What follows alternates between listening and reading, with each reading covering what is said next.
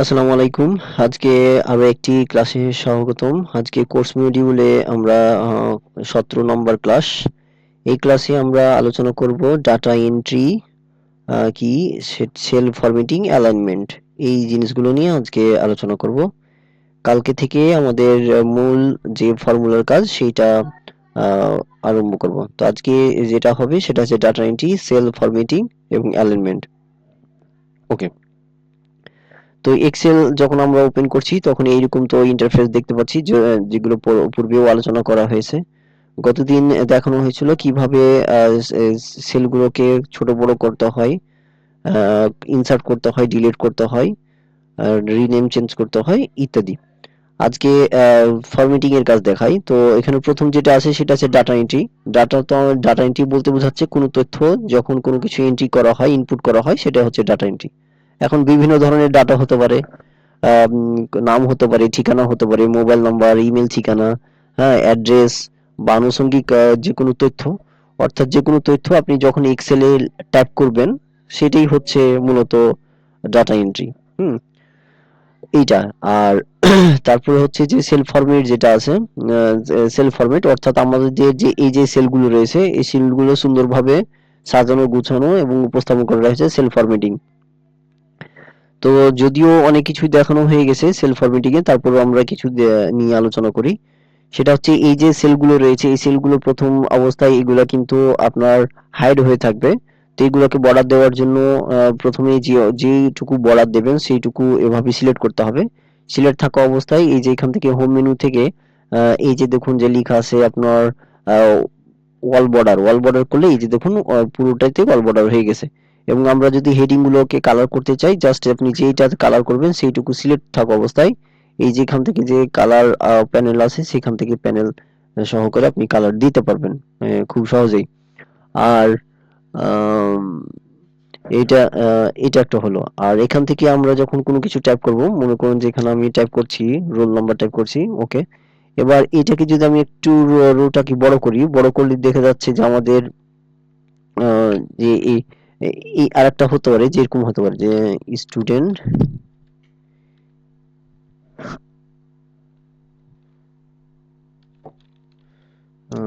Student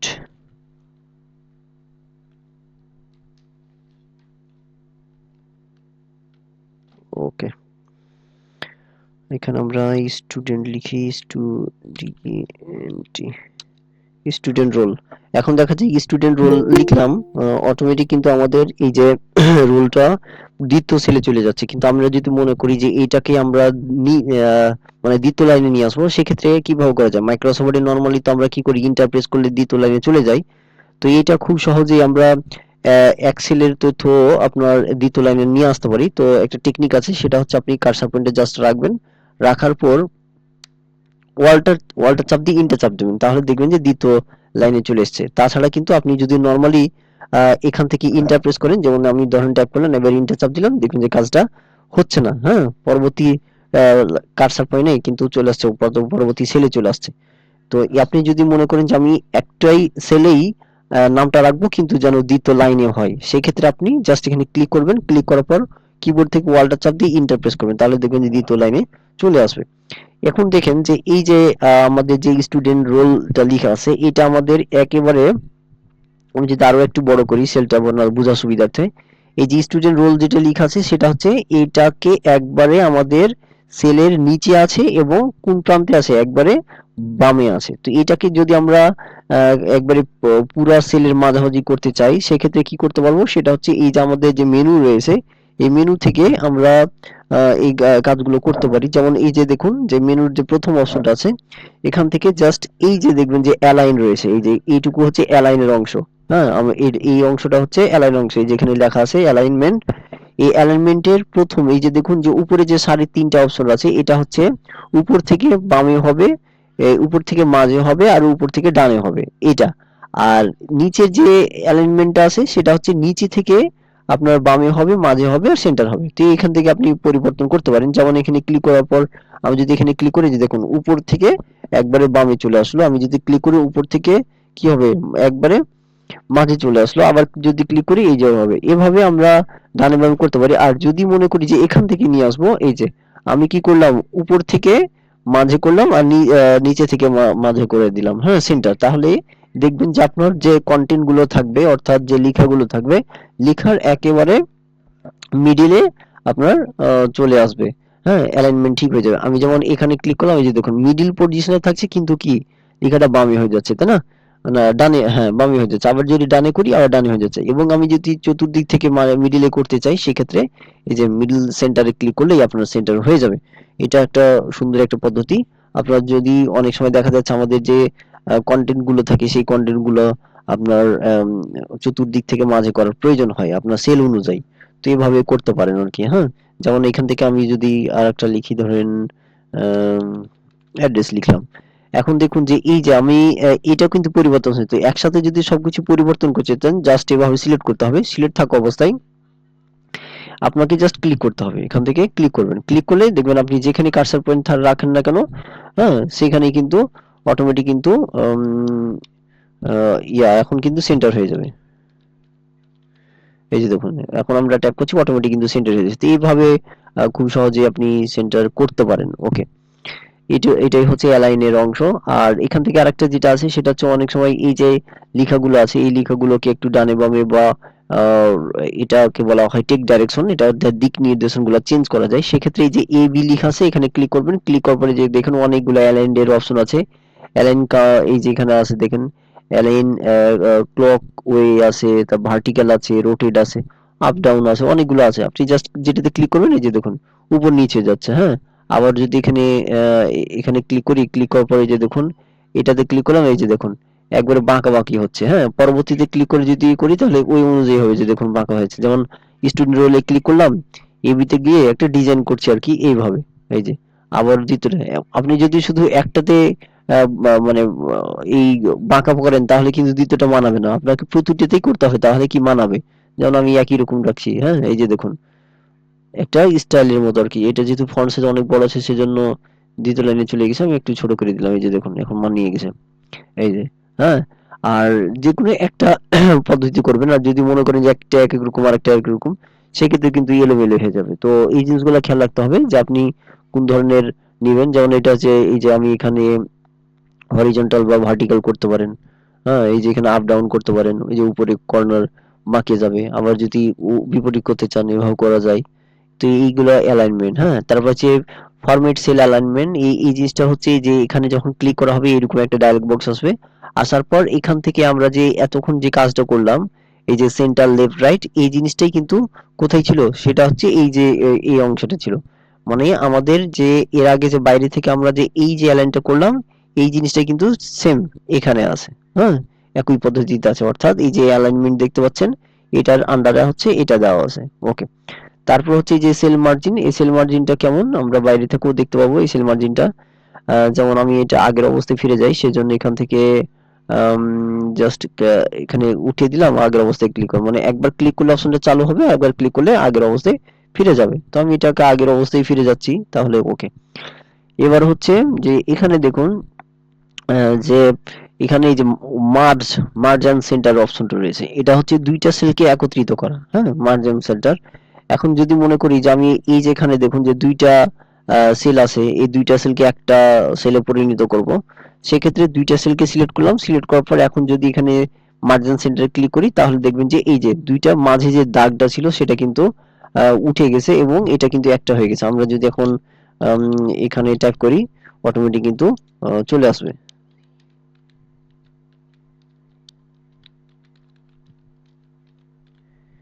এই যে দেখুন আমি একটাতে লিখলাম, এই যে ২ টা সেলে একটা হয়ে গেছে। তো এভাবে আপনি মার্জ করতে পারেন। তো আবারও যদি ক্লিক করে মার্জ এ ক্লিক করি তাহলে আগের অবস্থায় ফিরে যাবে। তাহলে দেখবেন যে আম আগের অবস্থায় ফিরে গেছে। তাহলে ২ টাকে সিলেক্ট করলাম, মার্জ এন্ড সেন্টার এ ক্লিক করলাম, চলে আসলো। এই জিনিসটাই কিন্তু এই যে এখানে আছে। আপনি যখন এটাতে ক্লিক করবেন একই পদ্ধতি আসবে। এই যে এখানে দেখুন যে মার্জ সেন্টার লিখা আছে, হ্যাঁ? Merge sell. আর এখান থেকে যে টেক ডাইরেকশন, এখান থেকে আপনি কত এঙ্গেলে ঘুরাবেন সেটা এখান থেকে দেওয়া দেওয়া যায়। আমরা যে এখান থেকে যেটা যেটা করলাম সেম সেমটাই এখানে দেওয়া আছে, হ্যাঁ? এখান থেকে আপনি টেক্সটটা কেমন পজিশনে ঘোরাবেন, কত ডিগ্রিতে অ্যাঙ্গেলে ঢোকাবেন সেটাই। তারপর হচ্ছে এখানে ফন্ট, এই যে বাইরে থেকে যে ফন্টের ডিজাইনগুলো আমরা দেখতে পাচ্ছি, এই যে এখান থেকে মাইক্রোসফট ওয়ার্ডে যেমন দেখেছিলাম সেম একই পদ্ধতিতে এটাও ফরম্যাট চেঞ্জ করতে পারবেন। এই যে দেখুন এখান থেকে ফন্ট ফন্ট সাইজ দেওয়া আছে। এখানেও কিন্তু এই যে দেখুন ফন্টের নাম দেওয়া আছে, এই যে এখানে ফন্টের নাম, এই যে ফন্ট সাইজ, তারপর হচ্ছে বোল্ড ইটালি আন্ডারলাইন, অর্থাৎ এই যে বোল্ড ইটালি আন্ডারলাইন একই পদ্ধতি এখানে দেওয়া যায়। তারপর যেখানে যে ফন্ট কালার রয়েছে এটাও কিন্তু এই যে দেখুন ফন্ট কালার, এখানে একটা এক্সট্রা ফ্যাসিলিটিস আছে। আপনি যদি এখানে আন্ডারলাইন দিতেন শুধুমাত্র একরকমই থাকতো, কিন্তু এখানে আন্ডারলাইনে অনেকগুলো ডিজাইন আছে এবং আন্ডারলাইনের কালারগুলোও চেঞ্জ করতে পারবেন। এবং এখানে কি প্রিভিউ মানে ঘটছে সেটা কিন্তু এই যে প্রিভিউ আকারে কিন্তু দেখা যাবে, হ্যাঁ, যে আপনি যে ফন্টগুলো ব্যবহার করছেন এই ফন্টগুলো কেমন হবে এখানে দেখাবে। তো এটাই হচ্ছে মাইক্রোসফটের মতোই, এখানে তো নতুন কিছু নাই, অনেক কিছু মিল আছে। ওকে, তারপরে হচ্ছে আরেকটা আচ্ছা, যে, এখানে ওই যে অ্যালাইনমেন্ট, হ্যালো, জি জি বলেন। জি, আসসালামু আলাইকুম। ওই যে হ্যাঁ, আপনার ওয়ালাইকুম এখানে আসসালাম। অ্যালাইনমেন্ট যেটা আছে, মানে এটা তো হচ্ছে গিয়ে আমি ১ম সিলেক্ট করে আমি যেটা লেখা লিখলাম, জি এটা সিলেক্ট করে তারপরে হচ্ছে হলো গিয়ে আপনার ওই যে জেনারেলে যাওয়ার পরে যে লেফট, সেন্টার বা রাইট যেগুলো আছে আরকি, জি জি এগুলাতে করব, তাই কি? জি জি সিলেক্ট করতে হবে। সিলেক্ট করে মানে তারপরে আমি কি এটা শুধু একবারে উপরেরটাই করতে পারবো, না মাঝেও এই ইয়েগুলা করতে পারবো? আপনি অর্থাৎ ধরেন মাঝেও করতে এটা পারেন, একসাথে দুইটাই করতে পারেন, কোনো অসুবিধা নাই। আমি বলতেছি যেমন উপরের রটাতে আপনি করলেন, তাই না? জি জি এখন আমি কি নিচের, যদি আমি যেমন উপরেরটা এক ধরনের করব, নিচেরটা অন্য ধরনের করব, হ্যাঁ, নিচে ধরুন ৫ নাম্বার রোতে আমি অন্য ধরনের করব, জি জি সেক্ষেত্রে কি করা যাবে? হ্যাঁ হ্যাঁ করা যাবে, অসুবিধা নেই। আপনি যেই সেলে ক্লিক করে যে ফর্মুলা প্রয়োগ করবেন সেটি তো হবে। এখন দেখুন যে আমি এই যে নাম্বার যেটা আছে, হ্যাঁ, সি জি, সি ওয়ানে এই নাম্বারটা, নাম যে নাম্বার লিখাটা আছে এটা হচ্ছে কিন্তু চতুর্দিক থেকে সমানে আছে। এখন আমি চাচ্ছি যে এটাকে আমি নিচে একবারে রাখবো, সেক্ষেত্রে আপনি এই যে এখান থেকে নিচে করে দেবেন, এই যে নিচে চলে আসলো, আপনি চেঞ্জ করতে পারেন, কোনো অসুবিধা নাই। হ্যাঁ, না আপনি, আমি এটা বলি নাই, ধরুন আমি আমি বলেছি হচ্ছে যে আপনার ধরুন এই যে C1 এর মধ্যে এটা আছে, তাই তো? জি জি জি এটা যদি আমরা মানে C6 এর মধ্যে কি করা যাবে, মানে নিচের? হ্যাঁ করা যাবে, কোনো অসুবিধা নেই। এই যে এখানে ক্লিক করলাম, ক্লিক করার পর আপনি জি, অ্যালাইনটা চেঞ্জ করতে পারেন। যেমন আমি এখন টাইপ করে দিবেন, যে ধরেন কোনো কিছু টাইপ করলাম। ওকে, এটা জি, ছোট থাকলে বুঝতে পারবেন না, হ্যাঁ, মানে সেলগুলো যদি ছোট থাকে তাহলে কিন্তু বোঝা যাবে না। আপনি এই যে দেখুন আমি এইটুকু সরাইলাম একটু বড় করে দেখা বোঝার জন্য, এই যে দেখুন এখানে কিন্তু একবারে নিচে আছে। আমি যদি এটাকে এখন উপরে করতে চাই তাহলে এই যে দেখুন উপরে চলে আসলো। হ্যাঁ, আলাদা আলাদা করতে ও, পারবেন, কোনো অসুবিধা নাই। মোট কথা আপনি যেই সেলটাতে যে প্রয়োগ করবেন সূত্র, সেই সেলে ক্লিক করে সেই রকম আপনি অ্যালাইনমেন্ট বা হোক, টেক্সট হোক, ফর্মুলা হোক, কালার হোক, সবকিছু প্রয়োগ করতে আচ্ছা, পারবেন। জি,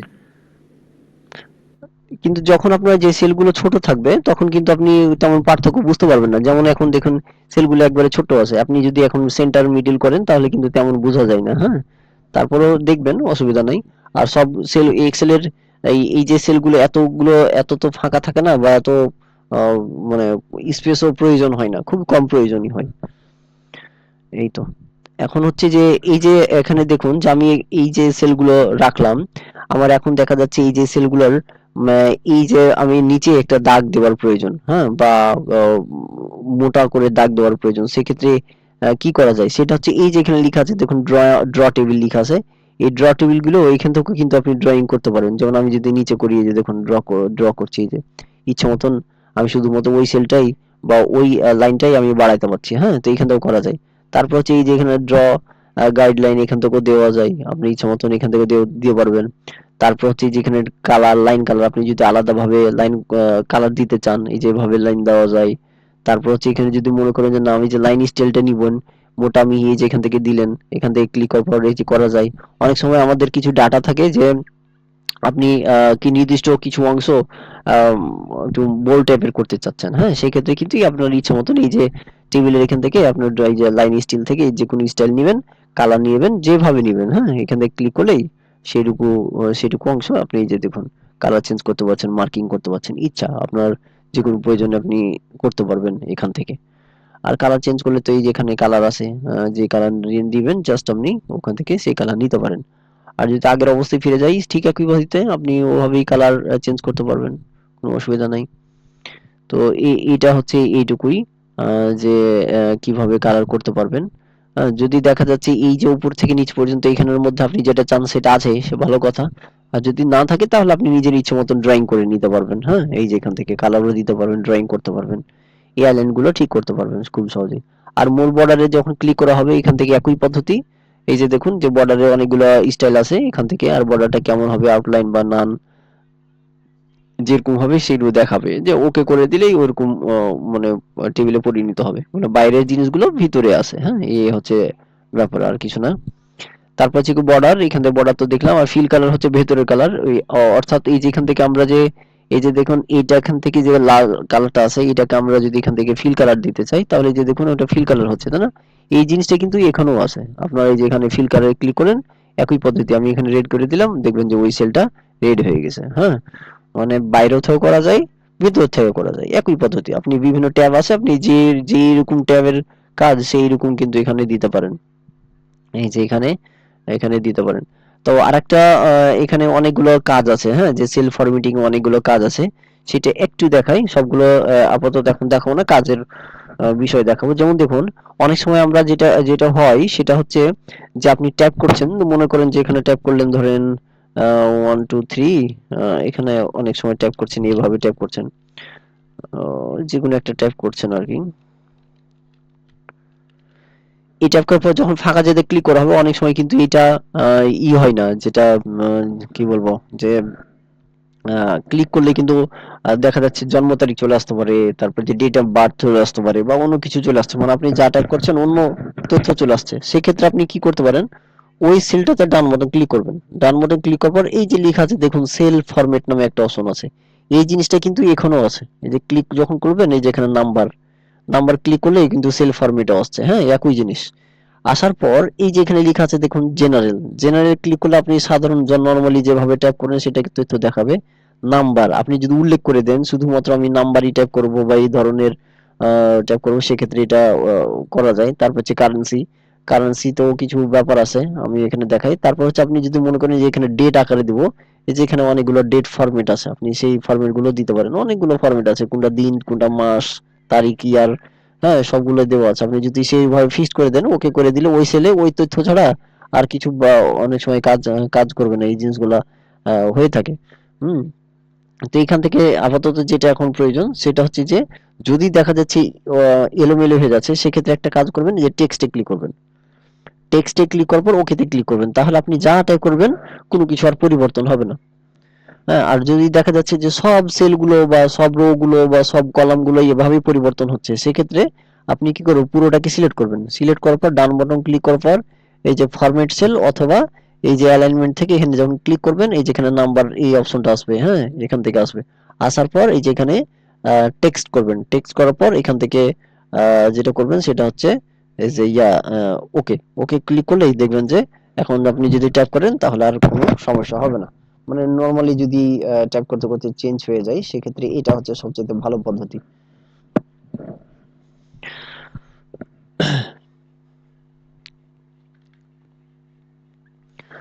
আরেকটা পদ্ধতি হচ্ছে, সেটা হচ্ছে এখানে দেখি আছে কিনা।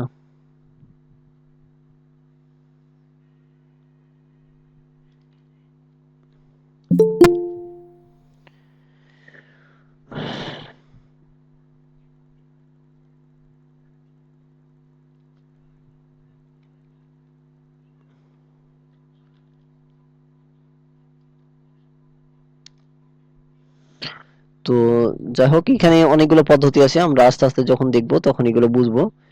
তাহলে এখানে এই যে ফরম্যাটে যাওয়ার পর এখান থেকে কিছু শর্টকাট আছে সেগুলো ব্যবহার করবেন। আর এলাইন গুলো তো দেখালাম, হ্যাঁ। আর প্রোটেকশন হচ্ছে যে এখানে হাইড করতে পারেন, লক করতে পারেন, ইতিমধ্যে আমরা এগুলো দেখে ফেলেছি। তো এটাই হচ্ছে সেল ফরম্যাটিং এর কাজ, নরমালি ভাবে যেটা যেটা হয় আর কি। ওকে, তারপরে হচ্ছে ওয়ার্প টেক্সট। ওয়ার্প টেক্সট হচ্ছে অনেক সময় যে আমরা আহ, কোনো লেখাগুলোকে বা ছবিগুলোকে ডানে বামে সরা যায় না, সেই ক্ষেত্রে ওয়ার্প টেক্সট করতে পারেন এখানে। যেমন হচ্ছে আমি ইনসার্টে গিয়ে একটা ছবি নিয়ে আসি, যে কোনো একটা ছবি নিয়ে আসি এখানে। ধরেন এখানে আমার করে একটা ডিজাইন একটা নিয়ে এলাম একটা ছবি, ওকে, এটাকে ছোট করে দিই।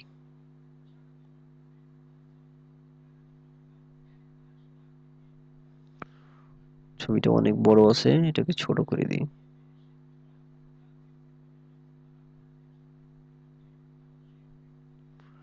তো এখানে দেখুন এই যে ছবিটা আসলো, এই ছবিটা কিন্তু আমি সেলের যে কোনো জায়গাতে রাখতে পারছি বা সরাতে পারছি, হ্যাঁ, কোনো সমস্যা হয় না। এই যে দেখুন খুব সহজেই এটাকে ডানে বামে খুব সরাতে পারছি। তো অনেক সময় দেখা যাচ্ছে এই ছবিগুলোকে সরা যায় না।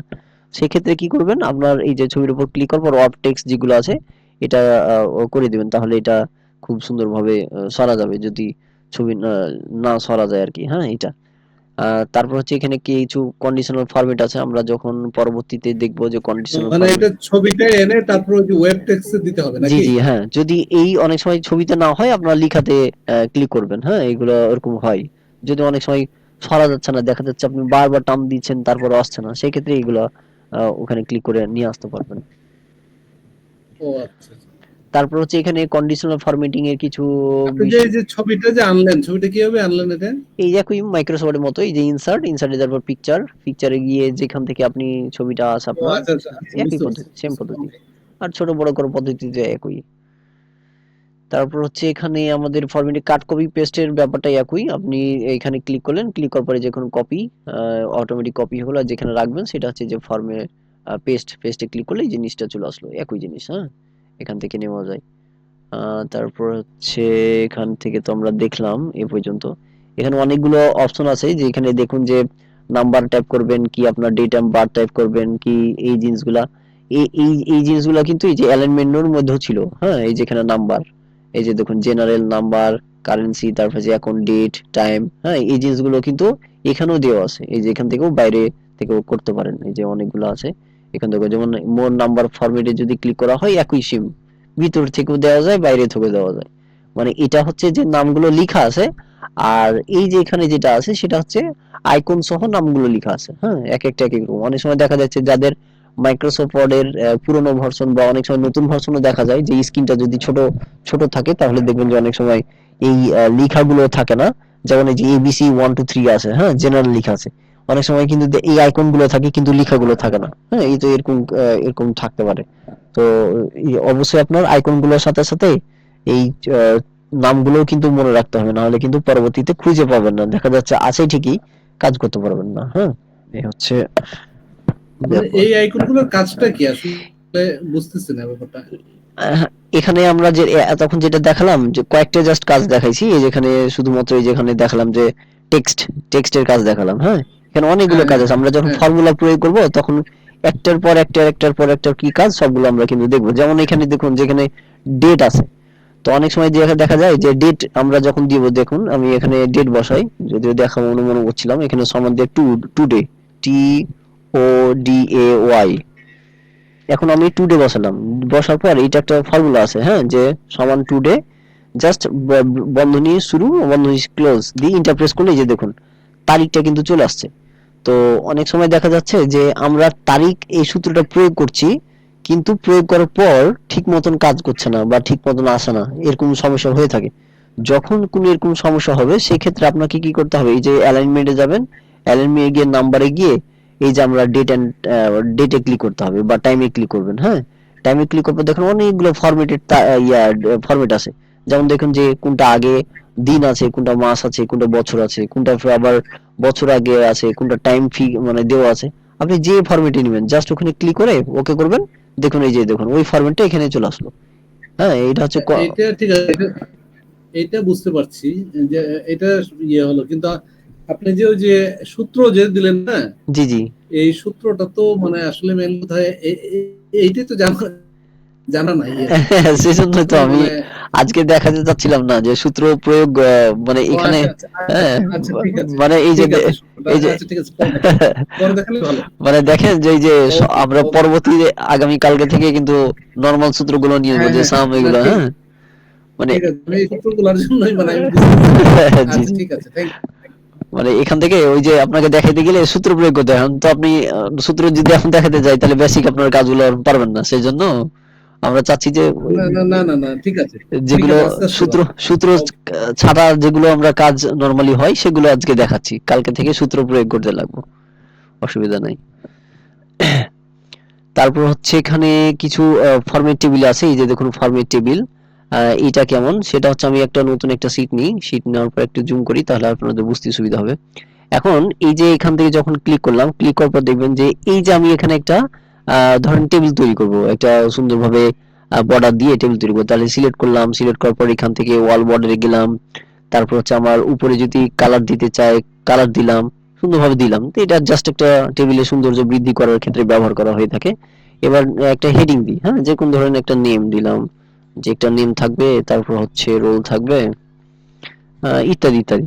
এখন এটা টাইপ করতে করতে দেখা যাচ্ছে যে আমার এই যে এখানে এক্সট্রা আরো একটা ধরেন কোনো কিছু প্রয়োজন, সেক্ষেত্রে আমাকে প্রয়োজন হতে গেলে আমি যদি আবারও টাইপ করি, ধরেন মনে করেন যে নাম্বার, ধরেন টাইপ করলাম, ইন্টার প্রেস করলাম, ইন্টার প্রেস করে দেখুন যে আপনি নাম্বারটা পাশে কোনো কালারও হচ্ছে না, হেডিং কালারও হচ্ছে না, আবার আপনার টেবিলের মানে বর্ডারও হচ্ছে না। সেক্ষেত্রে আপনার কি করতে হবে, আর ম্যানুয়ালি, যেহেতু এটা ম্যানুয়ালি করলাম, সেজন্য আবারও সিলেক্ট করতে হবে, আবার এখানে যেতে হবে, আবার যেটা প্রয়োজন যেভাবে কালার দিয়েছিলাম জাস্ট ক্লিক করে কালারটা চেঞ্জ করতে হবে। এই যে দেখুন কালার হচ্ছে। কিন্তু আরেকটা পদ্ধতি আছে যে আপনি যদি মানে স্মার্ট ওয়েতে ফরম্যাট করতে চান, সেক্ষেত্রে প্রথমে সিলেক্ট করতে হবে। সিলেক্ট করার পর এই যে এখানে দেখবেন যে এখানে ফরম্যাট অ্যাজ টেবিল লেখা আছে, অনেকগুলো কিন্তু মাইক্রোসফট কোম্পানি এখানে অনেকগুলো ডিজাইন করে রেখেছে। হয়তো নতুন ভার্সনে বেশি দেখতে পাওয়া যাবে, আর পুরোনো ভার্সনে একটু কম থাকবে, কিন্তু এই পদ্ধতি একই। এখন আমি মনে করেন যে এই ডিজাইনটা আমি নিব। এই ডিজাইন যখন ক্লিক করলেন, ক্লিক করার পর এই যে দেখুন আপনার যতটুকু সিলেক্ট করেছিলাম ততটুকু কিন্তু এখানে মার্কিং করে দেখাচ্ছে। এবং এখানে কিন্তু এই যে বক্সটা যেটা আসলো, আসার পর এখানে দেখাচ্ছে যে আপনার কত সেল থেকে কত সেল সেটা দেখাচ্ছে। হ্যাঁ, এখন এখানে নিচে একটা অপশন আছে যে যে মাই টেবিল হ্যাজ হেডেড, মানে আমি যে টেবিলটা তৈরি করেছি সেই ক্ষেত্রে যে লেখাগুলো আমরা হেডিং হিসেবে দিয়েছি সেটা রাখবো কিনা হেডিং হিসেবে। যদি এখানে টিক দিই, তাহলে এখন দেখেন টিকটা দিয়ে দিলাম, এখন যদি ওকে তে ক্লিক করি তাহলে দেখবেন যে ওই লেখাটা কিন্তু আমার হেডিং হিসেবে থেকে গেল। এই যে দেখুন নেম, তারপর রোল ইত্যাদি, এগুলো যেহেতু কোনো কিছু লিখিনি সেজন্য কলাম 1 2 3 4 একটা ডিফল্ট একটা নাম চলে এসছে। হ্যাঁ, আর যদি কি করতাম, এখানে ধরেন সিলেক্ট করলাম, আমি আগের অবস্থায় ফিরে যাই, সিলেক্ট করলাম, সিলেক্ট করার পর টেবিলে গেলাম, যে কোনো একটা ফরম্যাটে নিয়ে এলাম। এবার এখানে আমি টিক দেব না, টিক ছাড়াই। হ্যাঁ, এখন যদি ওকে করি দেখবেন যে উপরে একটা কিন্তু ডিফল্ট হিসেবে একটা চলে এসছে, টেবিল কলাম 1 2 3 4 এভাবে ইত্যাদিতে চলে এসছে। তখন কিন্তু আমি যেটা ট্যাগ করেছিলাম হেডিং হিসেবে সেটা কিন্তু হেডিং হিসেবে নাইনি। তো অবশ্যই কিন্তু খেয়াল রাখতে হবে যে আপনি টেবিলটার ফরম্যাট থেকে যখন নিবেন তখন আপনি টেবিল ফরম্যাট হিসেবে নিবেন না নরমালি নিবেন। তো এখান থেকে যে কালার গুলো দেওয়া আছে আপনি নিয়ে যে কোনো প্রয়োগ করতে পারেন, কোনো অসুবিধা নাই। হ্যাঁ, যে ওকে করবেন সেরকম হয়ে যাবে, হ্যাঁ, কোনো অসুবিধা নেই। তবে দেখা যায় অনেক সময় দেখা যাচ্ছে যে তাদের যে কালার সেই কালারটা আমার পছন্দ হচ্ছে না, বা আমার প্রিন্টারে কালার তো পছন্দ মানে সাপোর্ট করবে না, হয়তো কালো সাপোর্ট করবে, এরকম হতে পারে। তো আপনি চেঞ্জ করতে পারবেন, যেমন আমি এটা কালার নিব না, জাস্ট এখানে সিলেক্ট করলেন, সিলেক্ট করার পর এখান থেকে নো কালার করে দিলেন। হ্যাঁ, কোনো কালার থাকবে না। অথবা যদি না হয় তাহলে এখান থেকে যাবেন, এই যে ডিজাইনে যাবেন, ডিজাইন থেকেও কালার চেঞ্জ করা যায়। এখান থেকে নাই, কোথায় আছে জানি, ও হোমই তো ছিল। যেখানে ক্লিক করলাম, এই যে এখান থেকে দেখুন এই যে কালার, এই যে অনেকগুলো কালার আছে। হ্যাঁ, তো আপনি সাদা করে দিলেন। হ্যাঁ, এই যে সিলেক্ট করলাম, এখনই সাদা করে দিলাম। এই যে দেখুন একটা সাদা, কোনো কালার থাকলো না। তো এইভাবে আপনি ইচ্ছা মতন যদি মনে করেন যে আমি কালার রাখবো না নরমালি, তো সেক্ষেত্রে আপনি সেভাবে করতে পারেন, কোনো অসুবিধা নাই। আর এটা একটা সুবিধা হচ্ছে কি, এখানে যেমন দেখুন যে নেম আমি টাইপ করেছি, এখানে যখন ক্লিক করবেন দেখবেন যে আমার এখানে ফিল্টারিং করা যাবে। তো ফিল্টারিংটা একটু দেখাচ্ছি এটা কি, যেমন হচ্ছে এখানে আম, আমরা মাইক্রোসফট ওয়ার্ডে দেখেছিলাম সর্টের কাজ। তো ঠিক একই পদ্ধতিতে এটা করা যায়। যেমন ধরেন এখানে নেম আছে, হ্যাঁ, তো এখানে নেম লিখেছি, তো এখানে লেখা আছে ধরেন আহ আবির ধরনের লিখলাম, আহ তারপর লিখি আহ ধরেন একটা যে কোনো একটা নাম লিখলাম। ওকে, তো এই যে এই নামগুলো যেটা লিখলাম, এবিসি গুলো এলোমেলো হয়ে আছে। তো এগুলোকে যদি সহজ করতে চাই, মানে শর্ট করতে চাই, সেক্ষেত্রে এভাবে সিলেক্ট করলাম। সিলেক্ট করার পর এখানে দেখবেন কোথাও যিনি কন্ডিশনাল ফরম্যাট, এই যে এখানে দেখুন যে লাস্টে শর্ট ফিল্টার, এখানে একটা অপশন আছে। শর্ট ফিল্টারে ক্লিক করার পর এই যে লেখা আছে যে শর্ট A to Z, মানে হচ্ছে অ্যাসেন্ডিং, মাইক্রোসফট ওয়ার্ডে যেটা দেখেছিলাম অ্যাসেন্ডিং, এই শর্ট A Z মানে এ থেকে জেড পর্যন্ত, যে এই যে দেখুন A B C এভাবে চলে এসছে। আর আবার শর্টে ক্লিক করার পর এই লেখা আছে দেখুন শর্ট Z to A। হ্যাঁ, ক্লিক করলে এই যে দেখুন আমার চলে আসলো। আমি যদি আপনার মাইক্রোসফট ওয়ার্ডে একটু দেখাই এই জিনিসটা, আমাদের ওয়ার্ডে দেখেছিলাম শর্ট অ্যাসেন্ডিং আর ডিসেন্ডিং, ওই জিনিসটা, এবং প্রতীকটা কিন্তু ওই সেম, ওখানে যা প্রতীকটা ছিল এখানেও তো প্রতীক ছিল। তাহলে আমরা যদি প্রতীক এবং আম, কাজগুলো মনে রাখি তাহলে কিন্তু দেখবেন যে সব অনেক সফটওয়্যারই কিন্তু এগুলো কমন, এগুলা এই অনেক সফটওয়্যারে কিন্তু মিল আছে, হ্যাঁ? যেমন এই যে দেখুন, এই যে অ্যাসেন্ডিং ডিসেন্ডিং দেখেছিলাম যেটা, এই যে মনে আছে কিনা, এই যে অ্যাসেন্ডিং ডিসেন্ডিং একই জিনিস, হ্যাঁ? সর্ট, যেমন এই যে এখানে ক্লিক করে একটা যে ডায়লগ বক্স আসছে, এই যে অ্যাসেন্ডিং ডিসেন্ডিং, ওই জিনিসটা কিন্তু ওখানেও আছে, হ্যাঁ, এক্সেলে। তো এটা হচ্ছে অ্যাসেন্ডিং ডিসেন্ডিং এর কাজ, যে আপনি জাস্ট সিলেক্ট করলাম, যতটুকু অংশ নেবেন, যে শর্টে ক্লিক করলেন, দিয়ে এখান থেকে নিতে পারেন, হ্যাঁ। আর কাস্টম শর্ট মানে হচ্ছে আপনি যদি মনে করেন যে আমি নির্দিষ্টভাবে কোনো সিলেক্ট করব, যে কলাম 1 বা রো 2 এভাবে সিলেক্ট করব, সেক্ষেত্রে করতে পারেন, কোনো অসুবিধা নাই। আর এখান থেকে একটা মজার জিনিস যে এখানে দেখুন যে আমার টেবিল কোন পর্যন্ত আছে, এই পর্যন্ত আছে।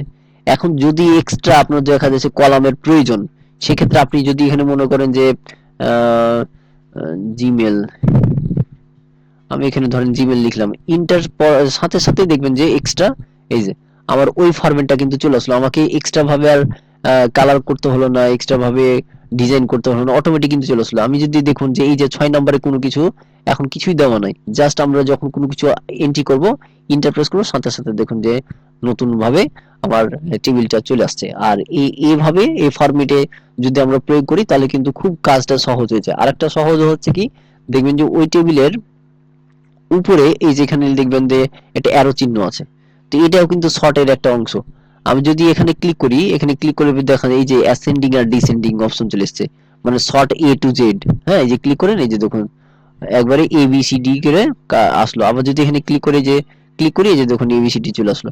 আরো যদি মজার জিনিস, এখানে দেখুন যে আমি যতগুলো নাম প্রয়োগ করেছি, হ্যাঁ, এই যে এখানে দেখবেন যে আপনি যতগুলো নাম প্রয়োগ করেছি, এখানে দেখা যাচ্ছে এই যে নামগুলো দেখা যাচ্ছে, এখানে ওয়াল সিলেক্ট করা আছে, এবং ওয়াল সিলেক্ট করার কারণে এই যে বাকি নামগুলো কিন্তু এখানে শো করছে। এখন দেখা যাচ্ছে আপনি ডাটা এন্ট্রি করলেন, অনেকজনের নাম আছে, হ্যাঁ। এখন আপনি চাচ্ছেন না যে সবাইকে তথ্য দেখার, আপনি নির্দিষ্ট একজনের তথ্য দেখাতে চাচ্ছেন, সেক্ষেত্রে আপনি কি করবেন, যে জাস্ট আপনি ওই যে যে টিকটা আছে, এই যেখানে ক্লিক করবেন, দিয়ে এখান থেকে ওয়ালটা উঠিয়ে দিবেন। আমি মনে করেন আবির নামে যেটা আছে সেটাকে দেখাতে চাচ্ছি, আবিরে ক্লিক করলাম, ওকে। দেখবেন যে শুধুমাত্র সেটাই কিন্তু শো করবে, বাকিগুলো কিছু করবেন না। ধরুন এখানে রোল নাম্বার একটা দিয়ে দিলাম, হ্যাঁ, জিমেল একটা দিয়ে দিলাম, যে 123 at the rate 123 at the rate, যা দিয়ে দিলাম একটা, হ্যাঁ, নাম্বার। এই যে দেখুন অটোমেটিক কিন্তু আবিরটাই আসলো, বাকিগুলো কিন্তু শো করছে না। এটা মানে ফিল্টার হচ্ছে। আবার যদি ক্লিক করি, দেখবেন যে সবই কিন্তু আছে, হ্যাঁ। এই যে বাবু, দোলা, অনেকগুলো আছে, সব চলে এসছে। আমি যদি এখন ওয়াল করে দিই, এই যে ওয়াল করে দিই, ওকে করে দিই, সবাই তথ্য আবার চলে আসবে। তো এইভাবে আমরা ইচ্ছা মতন ফিল্টারিং করতে পারি। কিন্তু আপনার নর্মালি যে টেবিল করার থাকে, বা যদি নর্মালি আপনি যে ফরম্যাটের টেবিলটা আছে সেটা যদি করতে মানে দেখতে চান, সেটা কিন্তু হবে না, শুধুমাত্র ফরম্যাটিং টেবিলে হবে। এখন যদি আমি মনে করি এই যে নর্মাল এই টেবিলটা আছে, হ্যাঁ, সেই ক্ষেত্রে যদি আপনি এখান থেকে আমি টেবিল দিলাম, একটা হেডিং দিলাম, হ্যাঁ, যে কোনো একটা হেডিং দিলাম, ওকে। এটাকে যদি আমি এটার মতো করে করতে চাই, তাহলে সেক্ষেত্রে ফিল্টার কোনো অপশন নাই। এই যে দেখুন ফিল্টারের কোনো অপশন নাই, সেক্ষেত্রে কিন্তু আপনাকে খুঁজে খুঁজে ম্যানুয়ালি খুঁজে খুঁজে বের করতে হবে, হ্যাঁ। উম, এই হচ্ছে ব্যাপার। আমার যদি নতুন ভাবে কোনো তথ্য এন্ট্রি দিই, দেখবে যে আমাকে এক্সট্রা রো তৈরি হচ্ছে না, বা কলাম তৈরি হচ্ছে না। কিন্তু ফরম্যাট এখান থেকে যদি করি, ফরম্যাট থেকে, তাহলে খুব সহজে কিন্তু আমরা কি করতে পারবো, এটা মানে বৃদ্ধি করতে পারবো। এই যে এখানে ক্লিক করলাম, অটোমেটিক এই যে দেখুন বেড়ে গেছে, হ্যাঁ। এই যে এখানে ক্লিক করলাম, অটোমেটিক বেড়ে গেছে। তো এইভাবে খুব সহজেই এই ফরম্যাট থেকে ব্যবহার করা যায়, এই যে ফরম্যাট থেকে ব্যবহার করা যায়। এটা কিন্তু সুবিধা অনেক ভালো। যখন আপনার দেখবেন যে ডাটা এন্ট্রি করবেন, খুবই গুরুত্বপূর্ণ জিনিস, ডাটা এন্ট্রি করবেন, বারবার আপনার ম্যানুয়ালি করতে যেন না হয়, অটোমেটিক যেন করতে হয়, তাহলে সেই ক্ষেত্রে আপনি এই ফরম্যাটে করতে পারেন, হ্যাঁ। যে কোনো একটা আপনার যে টেবিল, অনেকগুলো টেবিল আছে, এই টেবিলের মধ্যে যে কোনো একটা কালার নিতে পারেন। আর যদি মনে করেন যে কালার পছন্দ না আছে, যেটা বললাম যে আপনি সিলেক্ট করবেন, কালার নিয়ে নেবেন, তারপর আপনি ইচ্ছা মতন আপনার চেঞ্জ করে নেবেন, কিন্তু ফরম্যাটটা ঠিক থাকবে, হ্যাঁ। তো এটা তারপর হচ্ছে এখানে যেটা দেখেছিলাম যে ইনসার্ট, ইনসার্ট গতকালকে যেটা আমি দেখেছিলাম, ডান বাটন ক্লিক করে যে ইনসার্ট, ওই সেম জিনিসটা এখানেও আছে, এই যে ইনসার্ট, ডিলেট, হ্যাঁ। আর এখানে যে ফরম্যাট অপশন রয়েছে, রো হাইট, এটা কতটুকু বাড়াবেন, এই যে লেখা আছে যে রো ওয়াইড, অর্থাৎ আমরা যে বাম বাটন টান দিয়ে যে ছোট বড় করছিলাম, এখান থেকে আপনি ইচ্ছা মতন এই যে ছোট করে দিলেন, একবারে ছোট হয়ে গেছে, ওয়ান করেছি সেজন্য ছোট হয়ে গেছে, হ্যাঁ। তো এখান থেকে যেভাবে আমরা যে ছোট বড় করলাম, এই যেভাবে একই জিনিস আপনি এখান থেকে মাপ দিয়েও করতে পারেন, হ্যাঁ। এই যে এখানে রো করে দিলাম, আপনি যত মাপ দেবেন ততটুকু ওই যে বড় হবে, হ্যাঁ। তো এই হচ্ছে আপনি ওয়াইডার হাইটটা বাড়াতে পারেন। এগুলো খুব কম ব্যবহার করা হয়ে থাকে। আর এখান থেকে তেমন আর শর্টকাট কোনো ওয়ে নাই। তার পরবর্তীতে যতগুলো আছে সবগুলো হচ্ছে সূত্র প্রয়োগ। তো আজকে এটুকুই আমাদের যে উম, ছিল সেটা হচ্ছে ডাটা এন্ট্রি, সেল ফরম্যাটিং এবং অ্যালাইনমেন্ট। এটাই হচ্ছে কাজ। আর আগামী কালকের ক্লাসে একেবারে আমরা ফর্মুলাতে চলে যাব। তো বেসিক কিছু ফর্মুলা আছে, সাম, এভারেজ, ম্যাক্সিমাম, মিনিমাস, এটা হচ্ছে নরমালি। কিন্তু তারপরেও আমরা কিছু দেখব, ডেটের কিছু ফরম্যাট দেখবো, সূত্র দেখবো, আরো কিছু অনেক অনেক কিছু দেখবো আর কি। হ্যাঁ, বেসিক যেগুলো প্রয়োজন আমাদের ডাটা তৈরি করার ক্ষেত্রে যেগুলো প্রয়োজন হবে অবশ্যই অবশ্যই আমরা এগুলো আলোচনা করব। যদিও এখানে যে কোর্স মডিউলে বেশি কিছু দেওয়া নাই, কারণ আমি তো বললাম যে এক্সেল প্রোগ্রামটা এত বড় প্রোগ্রাম, আপনি যদি এক বছর প্রতিদিনই যদি শেখেন তাও কিন্তু শেষ হবে না, এত বড় প্রোগ্রাম আর কি। হ্যাঁ, তো এতগুলো তো কোর্স মডিউলে দেওয়া সম্ভব হয়নি। তো যতটুকু আপনাদের দেখালে আপনার প্রাথমিক কাজগুলো টুকটাক করতে পারবেন, অফিস আদালতে যেগুলো লাগে, হ্যাঁ সেগুলো দেখা হবে, কোনো টেনশন নাই। তবে একটু সময় দিবেন। প্রথমে প্রথমে যে বেসিক সূত্রগুলো আছে সেগুলো অবশ্যই অবশ্যই জানতে হবে। একবার যদি আপনি বেসিক সূত্রগুলো না জানেন বা না কাজ পারেন, তাহলে কিন্তু দেখবেন যে আমরা যদি হঠাৎ করে অ্যাডভান্সে নিয়ে যাই, তাহলে আপনি নিজেও অ্যাডভান্সে কোনো কাজ করতে পারবেন না। এবং যদি আপনার ইমেলে হোক বা কোনো অফিসিয়াল কাজে হোক বা আপনার অনলাইনে কোনো কাজে যদি আপনাকে অ্যাডভান্স কাজ দিয়ে যায়, সেক্ষেত্রে কিভাবে কাজটা করেছে আপনি ভুল ধরতে পারবেন না, ঠিক করতে পারবেন না, সংশোধনও করতে পারবেন না, ইত্যাদি অনেক সমস্যা পড়ে যাবেন। হ্যাঁ, তো শুধু দেখাই হবে। তো সেই জন্য একটু সময় নিয়ে দুই একটা ক্লাস একটু সময় নেন, বেসিক গুলো একটু ভালোভাবে আয়ত্ত করে নেন। ইনশাল্লাহ দেখবেন যে অ্যাডভান্স অনেকটা সহজ হয়ে গেছে। তো এই ছিল আজকের মতো ক্লাস। হ্যাঁ, বলতে পারেন ফয়সাল ভাইজান।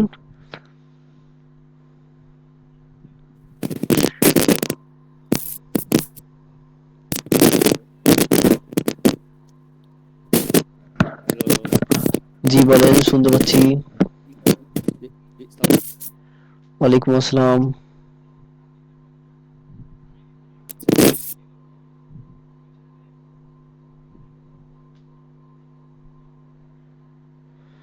আপনার কথা শোনা যাচ্ছে না।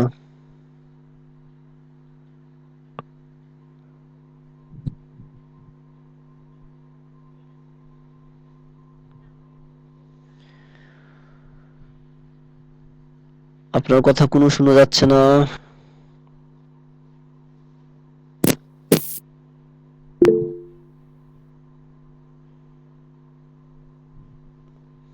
মনে হয় আপনার হেডফোনের একটু সমস্যা আছে। যাই হোক, ভাইয়া আপনি কি বলছিলেন বলেন আপনি।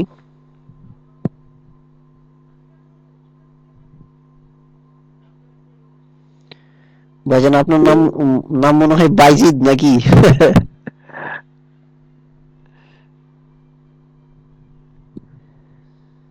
হ্যাঁ, আমি বিদ্যুৎ বলছিলাম। ও, বিদ্যুৎ, জি জি, উচ্চারণ হয়নি।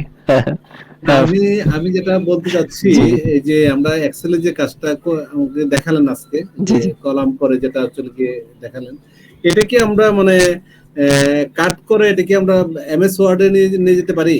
হ্যাঁ, নিয়ে যেতে পারেন। একটু ফর্মুলা আছে। হ্যাঁ, আপনি আপনার এক্সেল ও মানে আচ্ছা। ওয়ার্ড থেকেও আপনি এক্সেলে পরিণত করতে পারেন, বা আপনার ওয়ার্ডেও থেকেও এক্সেলে কনভার্ট করতে পারেন। হ্যাঁ, যেমন এখানে দেখুন যে আপনি যেটা বলছেন যে আমি ধরেন এটা নিয়ে এলাম, নিয়ে যে এখানে পেস্ট করবেন, এই যে এখানে ধরুন পেস্ট করবেন। জি জি জি জি। হ্যাঁ, এইটা করা যায়, কিন্তু আরেকটা পদ্ধতি, যে দেখুন আমার কিন্তু কি হলো, ওই এক্সেলে যে ফর্মুলা গুলো করলাম সেটা কিন্তু ওয়ার্ডে চলে এসছে।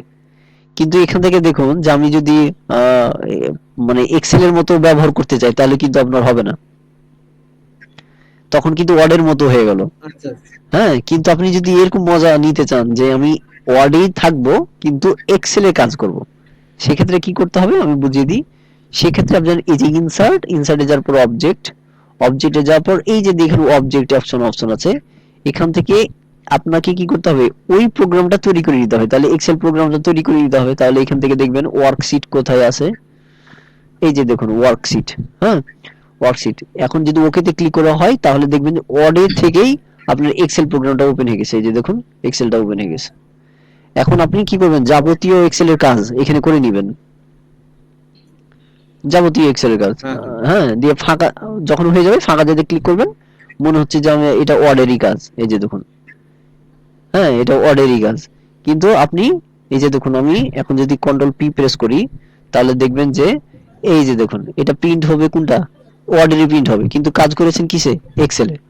হ্যাঁ, আবার যদি মনে করেন যে আমি এটা চেঞ্জ করে দিব, ডাবল ক্লিক করেন, দেখবেন যে আবার এক্সেল প্রোগ্রামটা ওপেন হবে। তাহলে আপনি ওয়ার্ড থেকে অন্য প্রোগ্রামও কানেকশন দিতে পারছেন খুব সহজে, কোনো সমস্যা নাই। হ্যাঁ, তো এইভাবে কাজ করলে আপনার দেখবেন যে এক্সেলটা ভালো হবে। আর আপনি যদি মনে করেন যে সরাসরি এখান থেকে আহ, কাজ করলাম, এটাকে কপি করে এখানে নিয়ে আসবেন, তাহলে কিন্তু আপনার সূত্রগুলো প্রয়োগ করতে পারবেন না। কিন্তু অবজেক্ট থেকে নিলে খুব সহজে সূত্রগুলো প্রয়োগ করতে পারা যায়।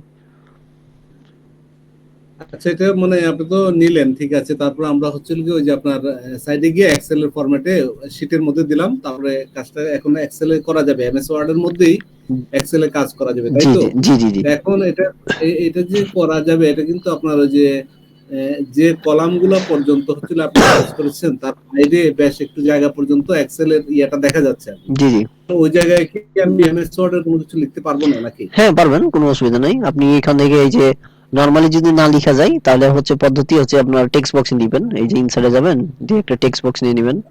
এই যে টেক্সট বক্স নিলাম। আহ ও, বুঝতে পারছি, হ্যাঁ হ্যাঁ। নরমালি যদি অনেক সময় দেখা যাচ্ছে লেখা তো যায় না, হ্যাঁ, তখন আপনি নরমালি এই যে ইনসার্টে গিয়ে টেক্সট বক্স করে নেবেন, তাহলে আপনার সবচেয়ে সুবিধা হবে। তখন ওটার উপরে লিখতে পারবেন। এই যে এখান থেকে আপনি নিলেন, দিয়ে আপনার ইচ্ছা মতন এই বক্সে গিয়ে আপনার ইচ্ছা মতন তখন লিখতে পারলেন। এই যে এভাবেই লিখতে পারবেন, কোনো অসুবিধা নাই। সেক্ষেত্রে আপনার অসুবিধা না। আর যদি বর্ডার না রাখতে চান, তো সেক্ষেত্রে তো এই যে ক্লিয়ার আউটলাইনের যে অংশটা সেটা হারিয়ে দিবেন, কোনো থাকবে না। এই যে, হ্যাঁ, তো এইভাবে আপনি নিতে পারেন, কোনো অসুবিধা না। কেউ বুঝতে পারবে না যে হ্যাঁ এটা এক্সেলে তৈরি কি কোথায় ওয়ার্ডে তৈরি, বোঝা যাবে না।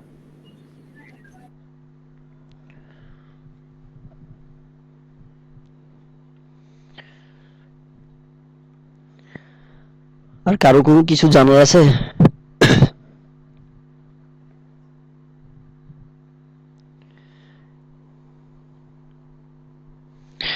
ফয়সাল ভাইজান মনে হয় কিছু বলতে চাচ্ছিল, কিন্তু হেডফোনের সমস্যার কারণে মনে হয় কথা শোনা গেল না।